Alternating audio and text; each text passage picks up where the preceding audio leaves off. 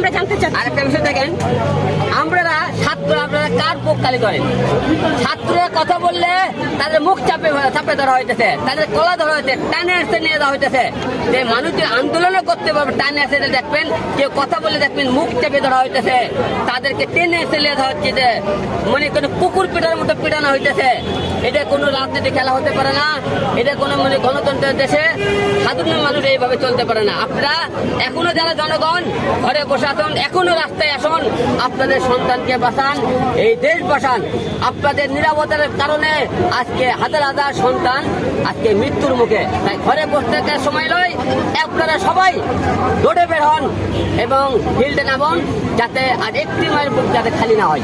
আচ্ছা আলম ভাই, আপনি এখানে বারবার বলা হচ্ছে যে সরকার পতনের কথা, আসলে এখন কি দাবিটা? আপনার সরকার কোটা সংস্কার হয়েছে, অনেক প্রাণানি হয়েছে, এখন যে সরকার পতনের আন্দোলন করা হচ্ছে, আপনি এটা নিয়ে কি বলবেন?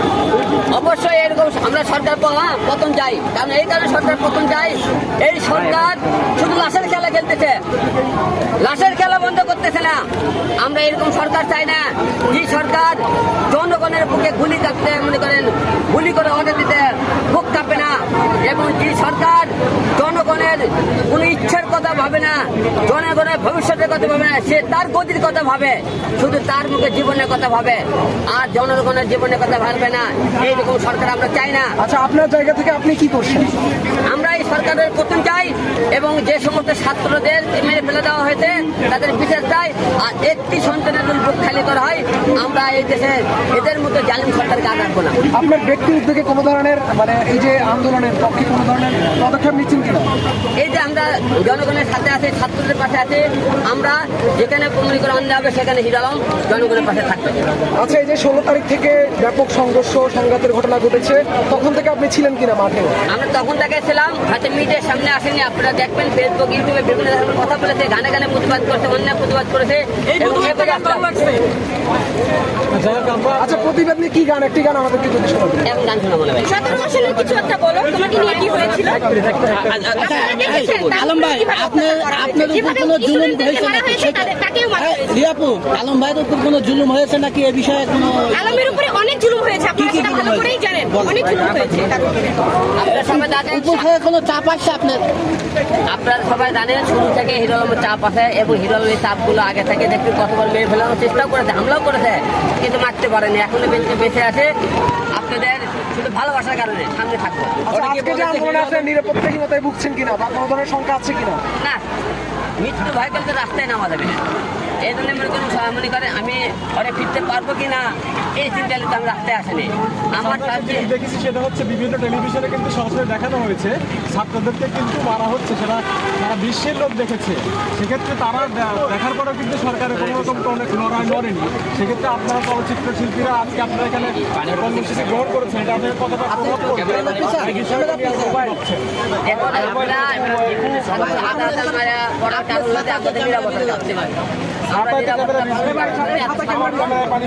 আমাদের মৃত্যুর মুখে হত্যা করা হয়েছে, আর শুধু আমরা নিরাপত্তার কারণে। একটা বিষয় জানতে চাই, অনেকেই বলে যে হিরো আলম বিভিন্ন আন্দোলনের ভিতরে ঢুকে নিজের সুবিধা করতে চায়, এই বিষয় নিয়ে আপনার বক্তব্য? এই যাবত আপনারা দেখেন তো, আপনার কোন জায়গায় হিরো আলম অন্যের প্রতিবাদ করেনি, কোন কাজে ছিল না বলেন? হিরো আলম আগে থেকে অন্যের প্রতিবাদ করে, থাকে। আলম ভাই, অনেক সেলিব্রিটি আছে এই আন্দোলনের নামে নাই, এই বিষয়ে আপনার কোনো মন্তব্য আছে?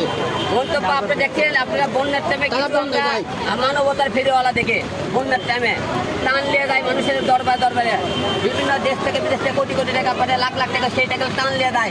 বড় বড় স্টারে দেখে মনে করেন তারা ট্রেন্ডিং পদে গুলি করেন, মহিলাদের মুড়ি খাবার লিয়ে দেয়। আজকে সেই মানবতার ফেরিওয়ালারা কই? আজকে মানবতার ফেরিওয়ালারা কই? রাস্তাঘাটে যায় কেন তারা? যারা মানবতার ফেরিওয়ালা তারা কই? তাদেরকে আস্তে আস্তে বলুন, যারা মানবতার ফেরিওয়ালা দেখায়। কিন্তু জানতে চাই, এই আন্দোলন শুরু হয়েছে তো অনেক আগে, এতদিন সঞ্চার হলেন না, হঠাৎ করে আপনারা এত মায়ের বুক খালি হতো না, খালি আমাদের নিরাপত্তার কারণে আজকে আমাদের এতগুলো সন্তান হারানো হয়েছে। তাই আমরা বলতে চাই, আর যদি একটি মায়ের সন্তানের বুক খালি করা হয়, যে সমস্ত লোকেরা অর্ডার দেবে বুক খালি করে দেওয়ার জন্য, তাদেরকে বুক খালি করে দিতে হবে, তাহলে বুঝবে একটা সন্তান হারানোর বেদনা কত।